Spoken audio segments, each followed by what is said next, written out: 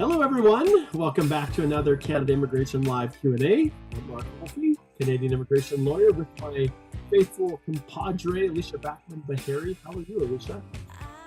I'm doing pretty well, Mark. It's almost coming up to Easter break. I don't know about you, but we didn't have spring break for the kids, so I'm really looking forward to the Easter break, and I'm really hoping that it becomes spring soon. And I guess we should just be glad we're not covered in ice like they are out in Quebec. So Exactly. Yeah, I just got off a review of an agri-food pilot with a dairy farm in Ottawa, just south of Ottawa. And yeah, their power is out. They're actually operating on a generator. So I was so grateful because we'd scheduled to do the final review. And with that being said, IRCC and like, what the heck is happening with these agri-food pilot? Like, it doesn't help to not have, like, it doesn't help in any way, shape, or form to not have an actual running tally of whether or not the quotas are filled or not. And so we've gone through an unbelievable amount of work to review and submit it, and it still shows that, that it's not closed at this stage. So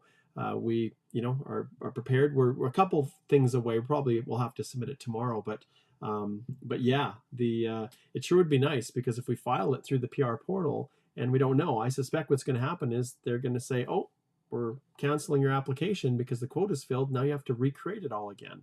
And I'll be honest, that's lame. So immigration, figure that out, because it's just not good. All right. Okay. Well, yes, indeed, we are back. And as always, our video offerings and our podcast are sponsored by Journey Business Plan. So I want to thank them for being a strong supporter of all the fun stuff that we're doing here.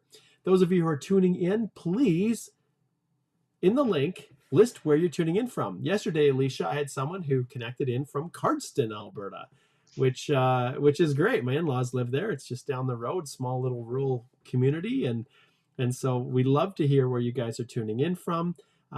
We will definitely get to your questions. My live Q&A yesterday was attempted to kind of focus on the world of express entry, which we know has been, well, things have been heating up with it. No program-specific targeted draws yet, but we're seeing those large numbers. We didn't have one yesterday, which, says that the minister had kind of reached his big push of 21,000 invitations extended over the last 3 weeks, but we didn't see anything yesterday.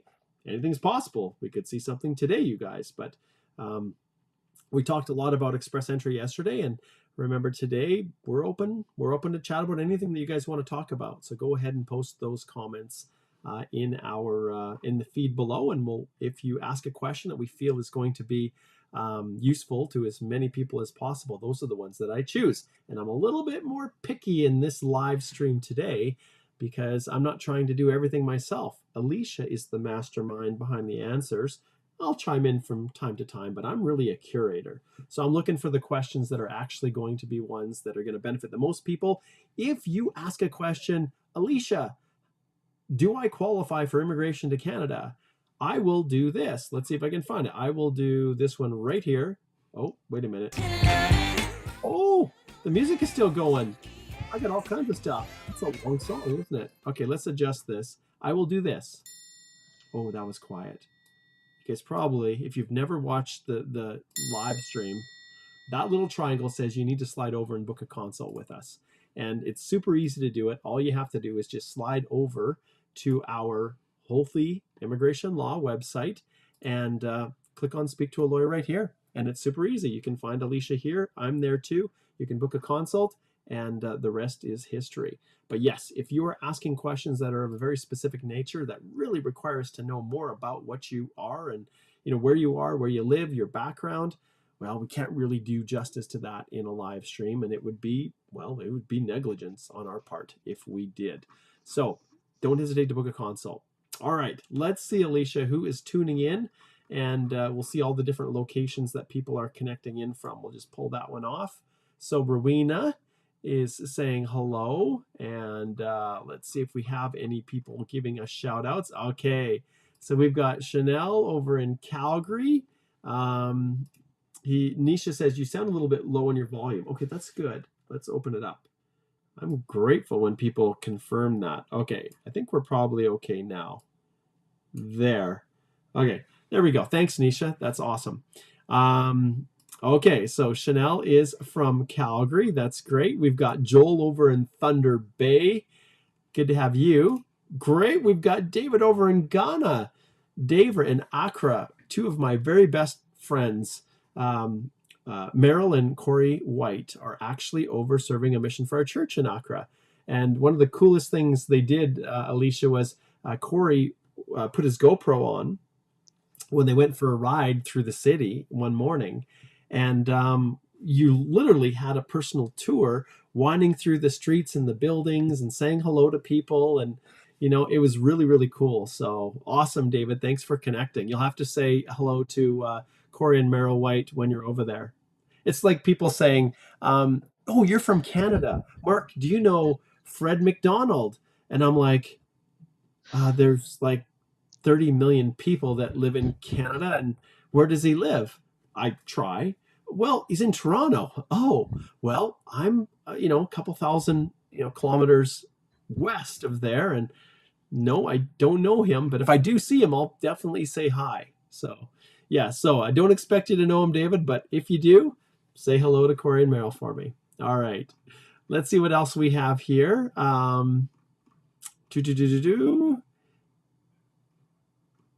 All right, so what else we got here? Ashish says, hey, Mark and Alicia, hello to you. And we have Dahlia, who is over in Hamilton, Ontario. Welcome, Dahlia. Great to have you with us. We've got a bunch of questions piling in. Oh, look at that. We've got Jerry, who's connecting in from LinkedIn. Awesome. I'm always astounded when I actually get someone connecting in from LinkedIn. Sometimes these programs don't cooperate fairly. Prajwal Shetty says hi. And we've got Gurjeet, who's over in Toronto, and Usman is in Pakistan. Now we're getting somewhere. Oh, Prajwal says, I have a question from Ottawa. Hopefully you're not drowned in ice over there in Ottawa, Prajwal. GS is from Toronto. Hina, also on LinkedIn, Durham, Ontario. Thanks for connecting in. Jay Shree is over in Hamilton, Ontario. And we've got Angela, who's over in Lagos, Nigeria. Yes, we got good representation from Calgary. I'm actually really impressed with LinkedIn. Jerry's in Calgary. Welcome. Watching on LinkedIn as well. See, you guys, you don't necessarily always have to connect in through YouTube to get shout outs. Okay, and Usman says, hey, Mark and Alicia, your Q&As are always great from Toronto. Thank you so much. All right, so Alicia, you are taking some time off next week to try to, disconnect and get away.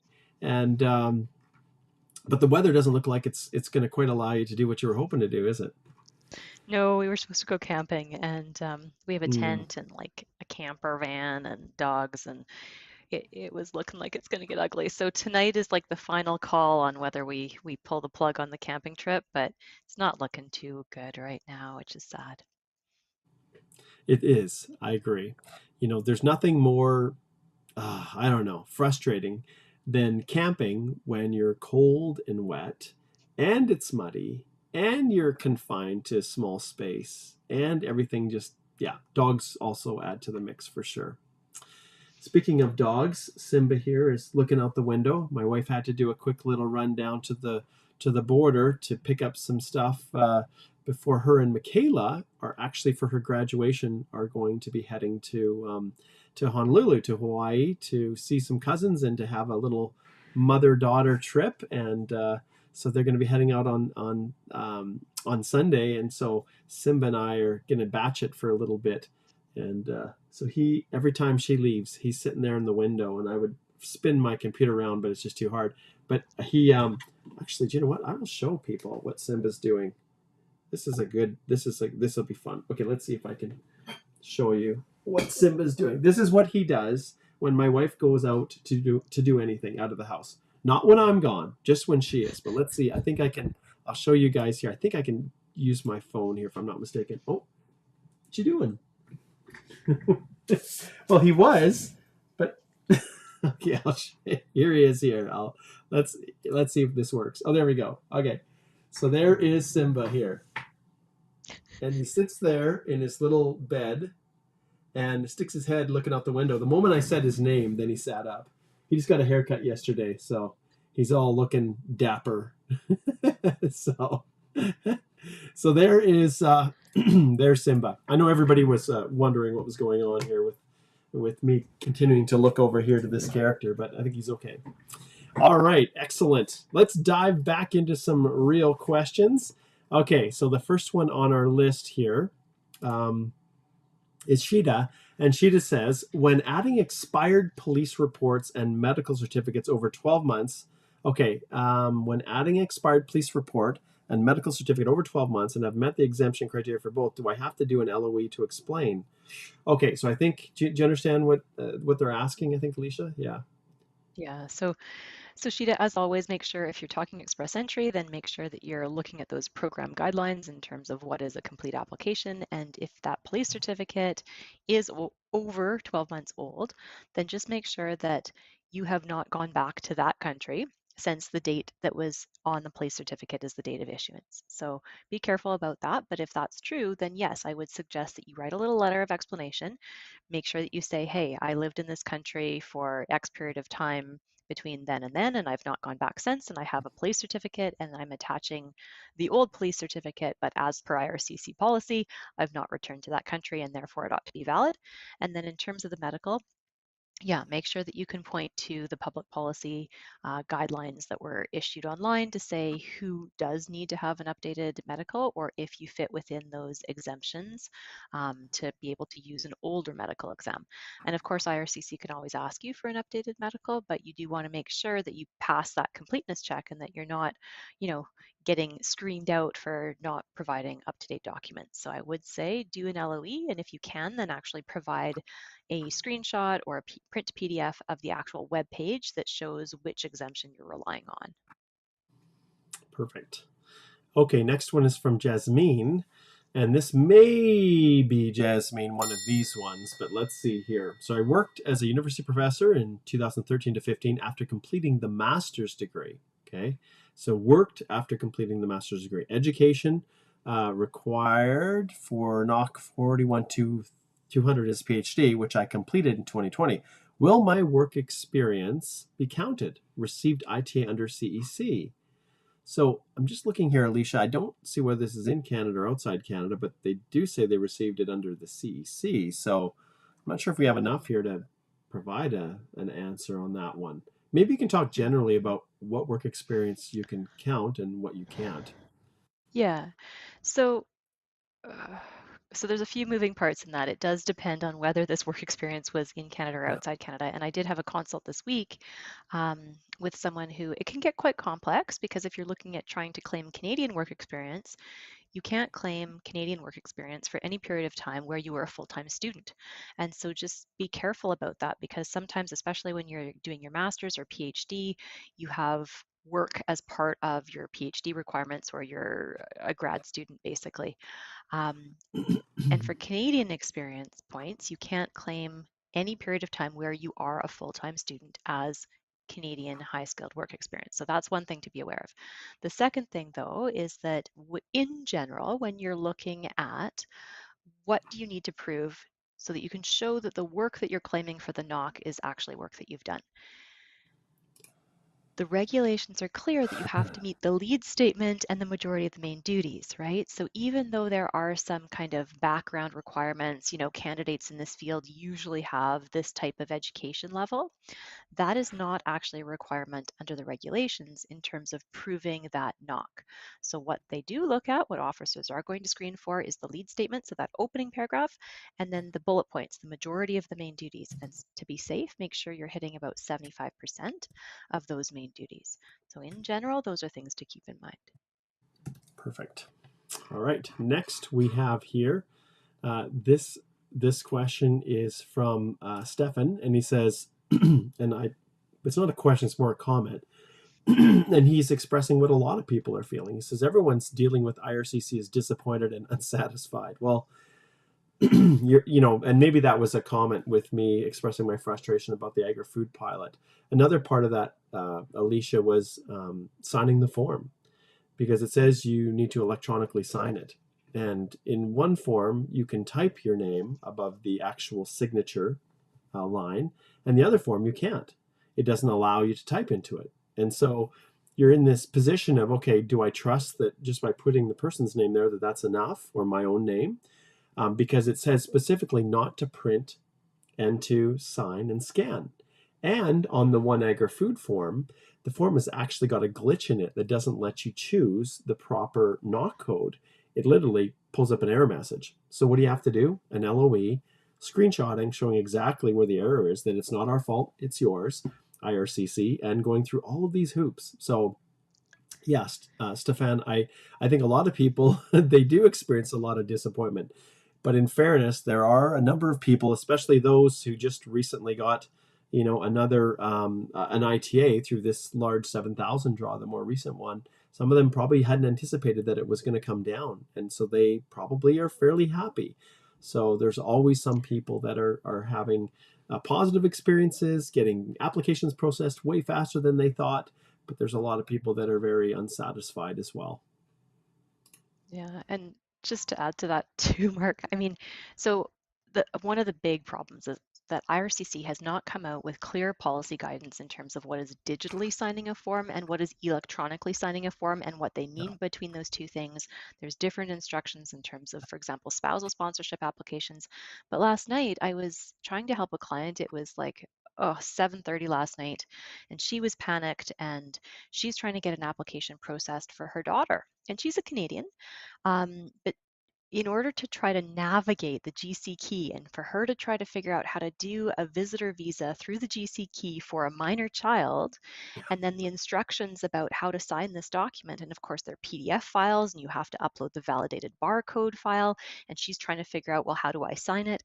It is really tricky for people who born and raised in Canada, have always been here, speak English perfectly fluently to try to figure this out, let alone people who are trying to navigate the system with English as not their first language. So Yeah, I I, I feel for people who are trying to yeah, navigate this.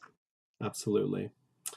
Here's a question we get a lot from Alicia. Harpreet says, hey, can we convert from a tourist visa to a work visa? The general answer is no, right? The rule is under the regulations, you cannot move from a visitor visa inside of Canada to a work permit inside of Canada. If you happen to have a visitor visa and you're outside Canada and you want to apply for a work permit, that's different. You can make that application online from wherever you are that you have valid legal status. But the general rule is if you're inside Canada, then no, you can't convert. However, because of public policy um, temporary measures during COVID and after COVID, there are some limited circumstances where if you do happen to have an employer-specific work permit or offer with an LMIA and you're converting to an employer-specific work permit, there is a way to ask for interim work authorization in those scenarios, but it's extremely specific. You've got to meet all the program requirements. You have to do that interim request for public policy authorization to work pending that work permit actually being issued to you. You've got to do it exactly carefully. There's two different ways. One's on a visit to work, and the other one is public policy change work. And those are different codes. And just be really careful. There's only very specific circumstances that it is possible. Okay, next question. This one is from David. He says, hello, the job letter to demonstrate Canadian experience with putting the hourly wage and 40 hours per week is enough or have to be annually? So I think what David's getting at is the program delivery instructions for the completeness check say your annual salary. But the reference letter that he has, I think here, says hours per week, or hourly wage, I should say. So what are your thoughts on that, Alicia, if a reference letter says hourly versus listing an annual salary? Mhm. And you're right, Mark. It does depend on, what if this is just a straight express entry, or if you're looking at trying to claim arranged employment points, or if maybe you're trying to do a provincial nomination category where you need an employer support letter. So there are different potential requirements for each of those different types of applications. So take a look at the program guidance in terms of if you are applying for a specific ENP or if you are trying to get arranged employment points. But in general, if you're just backing up your express entry, foreign work experience or Canadian work experience, in this case, you'll want to show what your what your wage is. And it does say your salary plus benefits or your wage plus benefits. So if possible, you can break it down, right? Your hourly salary is this, and overall your wage and benefits on an annual basis is this. So some of your HR departments will work with you to try to give you an overall number. But if it is a Canadian employer, the nice thing is most of the time they're hopefully doing all their payroll deductions. You're getting pay slips from them. You can prove that as well. And then if you've been working there for over a year, if you're relying on this for CEC points, then you can also provide a copy of your T4, your tax documentation, to prove what you did get over the full course of the year. So have that employer letter of reference with your duties specifically laid out, your job title, when you started, when you ended, your full name. Make sure that it's got all the parameters and it's on company letterhead. But as long as you're substantiating what your wage is, then that should be able to meet the requirements. All right, next up, this is from Sakun. Before ITA was meeting FSW and CEC. Obviously, we have character limitations here. But after ITA, excuse me, after ITA, I updated my funds, and now in preview my score, I'm meeting CEC only. If I'm invited under CEC, should I proceed to submit application? So this is a classic example of one of these, Sakun. We would need to see exactly what you're looking at in order to be able to give you a response. We're not sure exactly what you would have done. Remember, once you receive your ITA, your profile is locked in. And so how you enter the questions in the second part, when you're getting ready to prepare your EAPR, will dictate really what you're going to see there. So I don't know if you have any other insight other than, just recommending to Sakun that they click on the link below and book a consult so we can go actually in and screen share and look at what you've got in your portal. Mm-hmm. I mean, in general, if you did get invitation to apply under CEC and you still meet all the requirements for program eligibility, plus the CRS is the same in terms of what it was when you got your ITA in your profile stage and then right now. In general, you don't need to meet the proof of funds if you are invited under CEC, but you do need to be really careful in terms of, is there something that immigration might say you're holding back or misrepresenting if you've been changing things in your profile from between the profile stage to the EAPR stage? All right. Next question. This was from Jackson. He says, "Hello, Mr. Mark. I'm writing from Cameroon. Is it possible to come to Canada with your partner? I mean, someone that you're not yet married to." So, and Jackson, I will answer that question for Mr. Mark, but I would say yes, in some circumstances, if you are common law partners. So it depends on whether you are applying for a visitor visa or a study permit or a work permit of some sort, but usually your partner is considered your legally married spouse or a common law partner. And that is a definition under Canadian immigration law where you have continuous cohabitation for 12 months as conjugal partners. So you are basically telling the world that for all intents and purposes, you are spouses. It's just that you've been living together for 12 months continuously. You can't have breaks in that time period. You can't have other relationships that intervene. But if you're only looking at a visitor visa application, basically you have to prove how you have temporary intent. Same thing on a study permit application. And the more people you try to bring with you, the harder it is to prove that temporary intent. So, just maybe it's possible, but it depends on a few things about whether that application might have a chance of success. All right. Next question is from Mariel. And Mariel says, "Hi, sir. Is this any update if are they open a new pathway to apply for PR, like TR to PR?" So I think the question is, Alicia, do you think they're going to do anything about creating a new TR to PR program, or what does Minister Fraser have in store?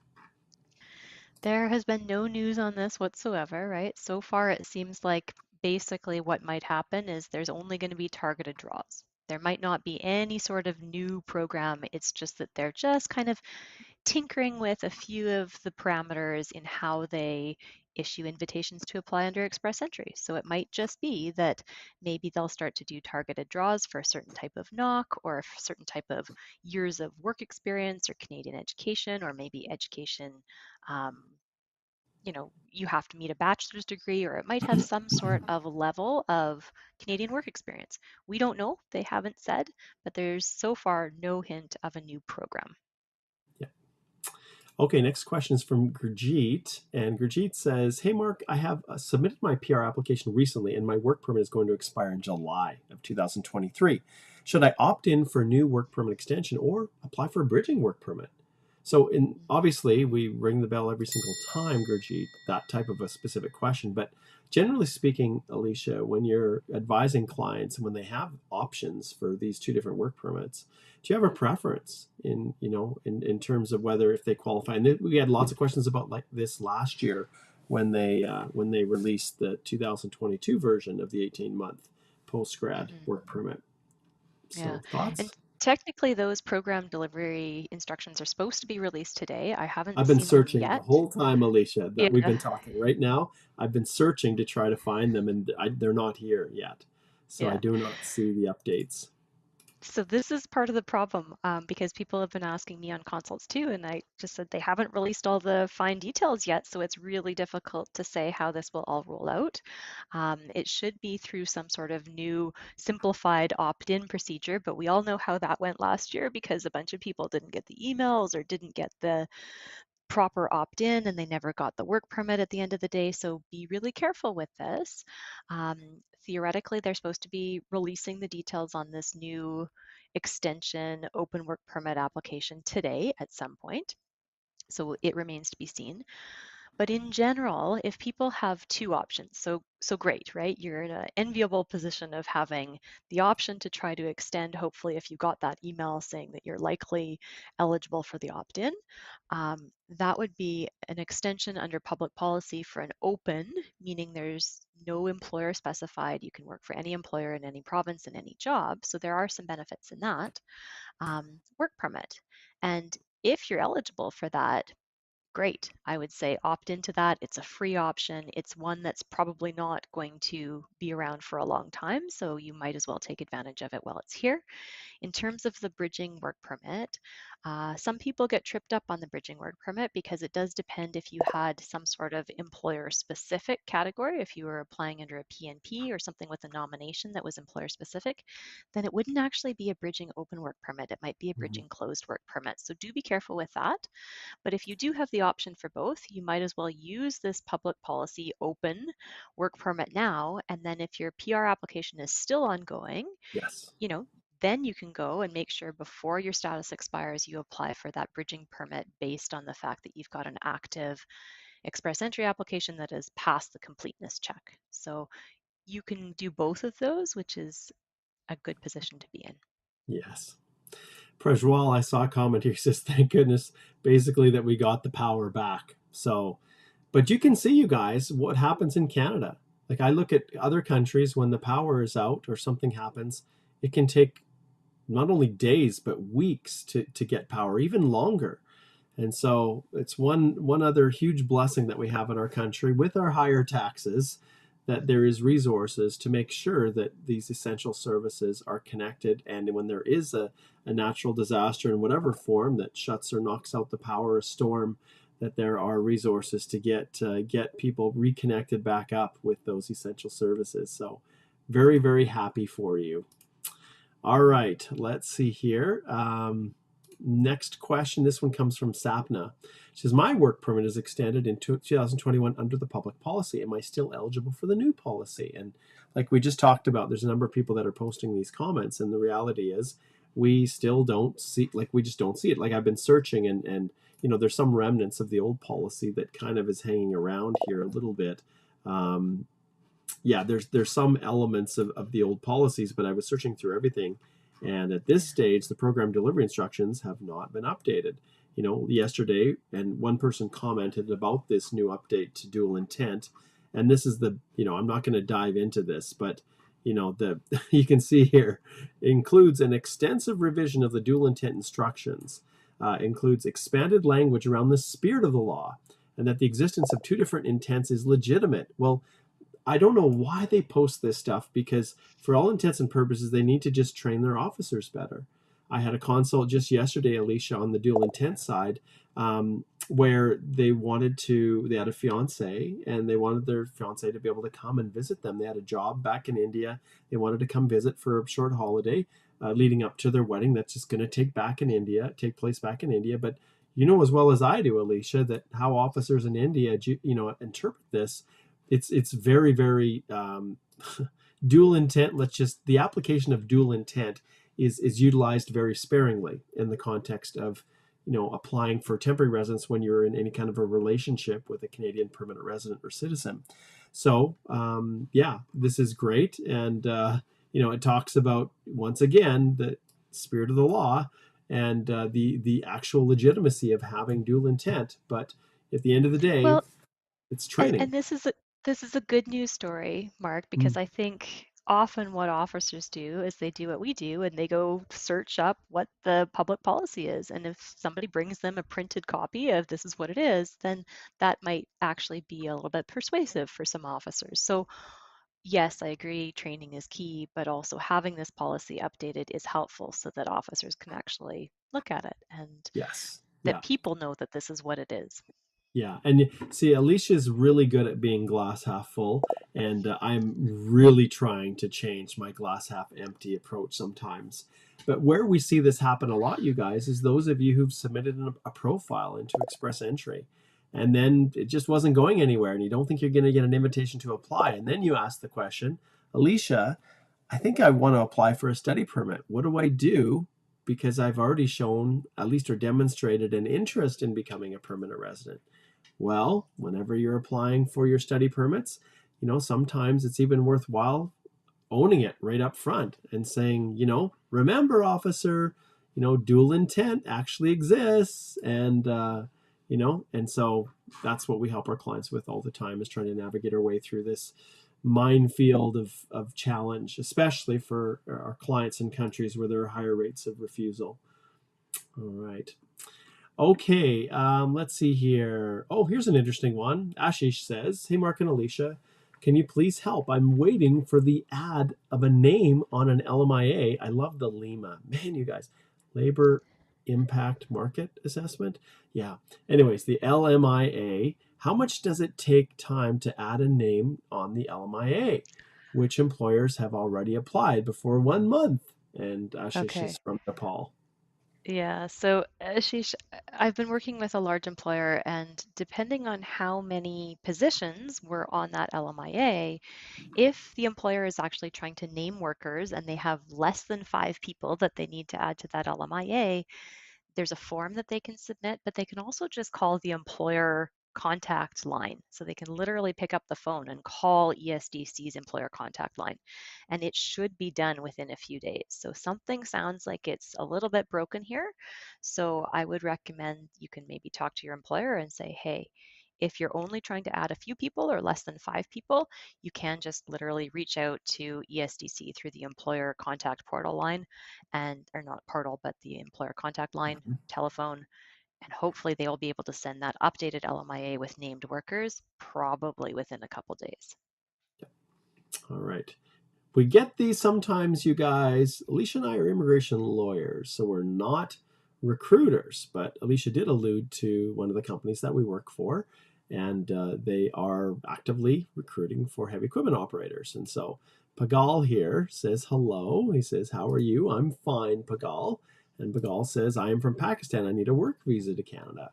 So the reason I brought this forward, thanks for tuning in from our Facebook page, the Canadian Immigration Institute Facebook page, Pagal. The reality is, when it comes to securing work, we're entering into an era where that possibility is becoming more and more likely for foreign nationals. We had quite a number of years where people would say, "Oh, I can't qualify through Express Entry. What do I do?" Well, the only option really was to apply for a study permit. But now more and more companies are looking abroad to fill labor shortages in Canada, and it's only going to get worse in terms of the labor market. So there may very well be opportunities. For example, like I said, we have a client that is looking to bring in heavy equipment operators, and they've got some other positions as well, Alicia. What are the other positions that they have? For superintendents, construction superintendents, but main Yeah. ones are the heavy duty equipment operators. Right. with 3 to 5 Exactly. years of experience. Yes. So those positions do exist, but Alicia and I were not recruiters. So that's not what we do. If you find a company that has offered you a job offer, then we can absolutely step in and either help the company complete the LMIA process, or if they even have it and have turned it over to you to get your work permit, we can assist you with that. But the finding of employers in Canada is not something that we do. So when we hear or we have clients that are actively looking to fill positions, well, absolutely. We let people know that that's happening and where to go to contact the company directly. But in your situation, Pagal, just keep searching the job boards, and you may very well be surprised to find that there are opportunities for you. Yeah, and one of the things that I do recommend to people is to look at the job match. So on Job Bank, so if you look at the federal government's website, it's free. It's run by the government of Canada and it's called the Job Bank. And then on the Job Bank, there's a service called Job Match. And there's two different types of accounts that you can sign up for. So if you happen to have a social insurance number, you have authorization to work in Canada, it's like a premium account. You can get a little bit more there. But with a regular, if you're not a Canadian, you've never worked in Canada, you don't have a work permit, you can still search and you can still put your profile into Job Match and see if you get kind of linked up with any of the employers. And if an employer is trying to advertise for an LMIA, a labor market impact assessment, they have to advertise on Job Bank. They don't have to invite you to apply, but if your profile meets the star rating, they might ask you to apply and they might think that you could be a good candidate for this role. So it's worth a shot. There's no guarantees, of course, but it's at least one way that you might be able to find a whole bunch of employers, and it is, vetted by the government of Canada. Yes. All right. Next question. This one is from Mady. And Mady says, "Hello, Mark from Algeria. Just waiting my West report to start the journey." Well, congratulations, Mady. You're in the path and hang in there. And yes, your ticket could come, that golden ticket. Okay, let's see here. Okay, this one, I'm going to pull it up just to show, and I'm going to just slide over here and put Alicia and I back here. So GS has this lengthy question, and GS, this is really a consult one. GS says, received ITA March 29th, but the IELTS is expiring on May the 4th. So really, really close. Have CELPIT G score, increasing CRS score. Can I include the latest test score in additional documents? So I'm just looking here, and it seems like maybe they've tried to rewrite it and now have a new score. It's hard to tell GS when people, like with limited characters, right?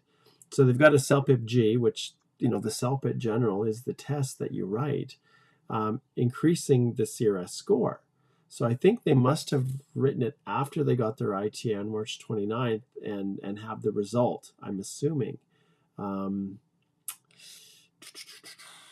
I include the latest test score initial? Yeah, I don't know, Alicia, if you have anything to add, but I think we probably need to have you book a consult so we can sort out this mess. Yeah, so in general, it's not the ITA that locks your profile, it's submitting the EAPR itself. Mm-hmm. So if you got that ITA March 29th, you've got 60 days to complete your EAPR. But if your IELTS that was giving you the score that you needed to get your ITA is going to expire by May 4th, that's really your deadline. You've got to get your whole EAPR filed before your deadline in order to lock in your IELTS exam results. And if that's what you're asking, well, hey, you can get your express entry application EAPR completely finalized, do it, a few days at least before May 4th. And then if you just want to show them, hey, I do have another CELPIP exam and it is valid, you could upload that as an additional document. But be really careful if you're trying to replace documents or if you're waiting and you're trying to think about whether you don't accept this ITA and you want to use the CELPIP score to change your CRS. I'm not sure exactly what else is going on in your circumstances, but be careful that you have to submit your full EAPR prior to your language tests expiring. Perfect. I want to bring this one up. We get a lot of this, you guys. So Ruba says, we also hire a consultant. He is out of touch. He applied in 2 provinces now. As he is out of touch, we don't have ID or how to recover the ID. So like, you guys have to be really careful who you choose to retain. And obviously, one of the things that we've shifted a lot within our practice is not taking over control of your applications, but instead allowing you guys to do what you do best, which is monitoring, and you're keenly aware of any changes, any developments, and we really encourage people to maintain control of their own application. And then our process involves us going in and helping you to put together, review, assemble, and even upload your application, and then you take it from there. So there's no concerns about this, not knowing what's happening or where the consultant has disappeared to, or what was even submitted in your application. The way we do it, which I spent 2 hours this morning completing the agri-food pilot with a client, and the most painful part, Alicia, wasn't compiling necessarily the information in the forms. It was how to get the forms, select the proper ones, how to make sure we weren't missing documents. And this is with a newly revised PR portal that theoretically gives you what you need up front, but it doesn't. And so there are people out there that are going to follow these instructions on the online portal without carefully reviewing the PDF document checklist. They're going to miss things. And if I and you, who've been at this for 20 years or so, are struggling to really understand how to respond properly to what they're asking, I can only imagine what people are trying to do, just like you alluded to with trying to file a dependent extension, temporary, visitor study permit extension from within Canada, when they're a minor. It's just really, really complex. And, people fumble their way through, and people get applications approved. They do. But wow, do we get a lot of questions like this, a lot of people who book consults like this, Aruba, who, often there's nothing that we can do other than say, hey, you're going to have to refile. So I don't know if you can glean anything out of this, because you have ability to link applications that are submitted. But Alicia, did you want to just touch on this just briefly? Yeah, and maybe it is helpful for people to. Mark did a video on how to take back your application, right? How to cancel your representative. So if you did hire some sort of consultant or agent who wasn't authorized to act for you, who's not communicating with you, who you've totally lost touch with, then a couple things I would recommend is make sure that you go and watch Mark's video on how to cancel a use of representative, if there was a Love that. use I of love that term, representative. Alicia. I actually didn't use cancel. I said how to fire your consultant and take back your express entry profile. I created this 2 years ago at a point in time when I was really angry about how a consultant had dealt with and in fairness, it can be to fire your lawyer who's not responsive or, not adequately representing you. But we had a string of clients who came to us with consultants who really exploited them, didn't do a good job in the application process. And in fact, the client had no idea what was actually submitted. They did have the file number and enough for us to link it back. So we showed our clients how to create their own GC key and then link the file back to theirs, so that they could take control over. Well, ironically, one of the clients was so corrupt, one of the consultants, which was so corrupt that they created another GC key and relinked it back because they had the client sensitive information. And I don't know what ultimately happened with that, Alicia, but it's just, you have to be aware. And if you're trusting someone to file your application on your behalf, you better make sure you guys that they are someone that you can really trust. And yeah, so I'll leave it at that. But yeah. Yeah. So if they did have a use of rep, make sure to cancel them as your rep. If there was no use of rep and they were just ghosting on your file, then make sure that you try to get a new account and then link it back to your old profile using your UCI or your application file number. And the other thing is, if somebody is practicing law and acting as an immigration advisor without being authorized under the Immigration Act under Section 91 as a full lawyer, or in some circumstances, certain types of paralegals in Ontario and Quebec, then you can report them, right? You can report them and say, look, at these people are practicing unauthorized in terms of immigration law. Okay. Kathan says guidelines for postgrad extension applications are out. That's great. Thank you, Kathan. So go to that link. So I did a special little episode back over the weekend that talked about the letters coming out on March the 31st. So there's a link there that takes you to the guidelines for the postgrad extensions, and apparently they're out. So I'll see if, while Alicia's answering, if I can pull those up. So thanks, Catherine, for sharing that. They should be. The guidelines are there, but there's a difference between, as well, guys, the guidelines and the program delivery instructions. And so we're looking for the instructions for the officers and not so much how to submit it in the kind of dumbed down version, I guess, that they try to do for individuals. Okay, next question. Alicia and I have a hard stop here at 1, so we're probably going to end in just a couple minutes here. Okay, let's pull up Jay Shri. Says, I've applied for CEC Express Entry Pool Draw already, and my work permit had expired in February 2023, and also have no TRV on my passport. How can I get a work permit extension? This one, Jay Shri, I'm not going to dive into it even. I'm just going to ring the bell, say book a consult, and let's take a look and see if we can help you with that. Okay, Prashwal says, I've got my IT under the CIC, I think CEC. Now I realize my NOC code is a bit different from the one I've added. Please suggest.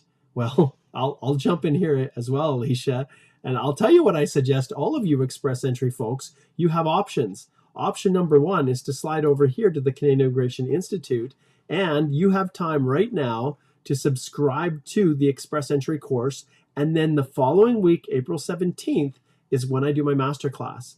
4 hours of masterclass, 1 hour each day, as well as over 10 hours of on-demand content that talk about all kinds of things, including this whole section 11.2 assessment, where an officer will assess the consequences of, say, changing a NOC from getting your ITA to submitting your EAPR. And so all of this is in here. I recommend that you connect in right now. We had a great group in the last masterclass we did last month, but there's so much content in here that can help you. And when you book now, you've got a week to go through it and then really hit the pavement running when we have our masterclass. So I just want to point that out to everybody.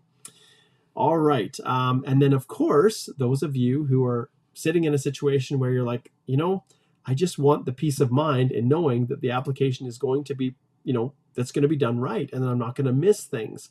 And that's where I'll also point out the fact that, yes, and I know I create a lot of confusion with this, you guys, the Canadian Immigration Institute is where we house our courses, where we offer our free information through these live Q&As, where we post helpful updates on immigration. But where our legal services, Alicia and I, where we really are able to work directly with clients is through our law firm, Holthe Immigration Law. And within here, if you go to our About Us section and you click on our approach, you will see exactly how we are different. You can join our newsletter, and you can see here that we have a process where we work directly with you. It's direct lawyer to client collaboration. So there's no middle people. You work with us, the same people right here giving you information. So keep in mind, and all you have to do is click on Speak to a Lawyer. And Alicia, I want you to touch on the fact why we always push people, all these 4.9 star ratings, why we always push them to book a consult first. Why is that? Mm-hmm. And the reason that we ask people to book a consultation first is because we really want to sit down and understand your situation, your facts, circumstances, and give you honest to goodness feedback about whether we think that your application has a chance of success. And if we don't think that that application is going to be successful, I don't want to waste your time or your money, right? I want to make sure that I'm only working with clients who have a chance of success and that it's going to be a good fit. So the reason we have a paid consult is to figure that out so that we can provide you some immigration advice and you can decide how you want to move forward. Exactly. Thank you. All right, guys, we're going to wrap it up because we have another client appointments coming up here in like 4 minutes. And as Alicia, as I look at my calendar today, I know you are just as full as I am. I haven't had a chance to look at my email even today. It's been so busy, but let's see what awaits me after we get off our live here. Well, we had the agri-food review I did this morning. We've had our live now. I have a pro bono consult with someone from Ukraine for half an hour with Igor right after this. Then we're going to do an update to get some clients set up with the new citizenship online portal. So that is at 1:30. Then I have 1, 2, 3 back-to-back consultations. And it looks like my consult at 3:30 has magically changed. So I have one last post onboarding call that somehow slid in that I didn't see when I started this live stream at 4 p.m. So my day will end at 4:30. So that's what we've got going on. So we have lots of opportunity to learn and see what's happening in the world of immigration, and then of course share it with all of you guys. All right, we're going to sign off. Alicia, thank you so much for being here, for answering questions. And we'll be back again, you guys, next week, Wednesday, for myself, doing my Express Entry Live Q&A, and then our Thursday version. And thank you for joining us. And as always, if you like what you see, subscribe. Remember, click on the link below to join me in my next upcoming Express Entry Masterclass. And there's also a DIY course for those who are looking to study in Canada, as well as sponsor a spouse. So go check those out. All right, take care. Thanks, Alicia.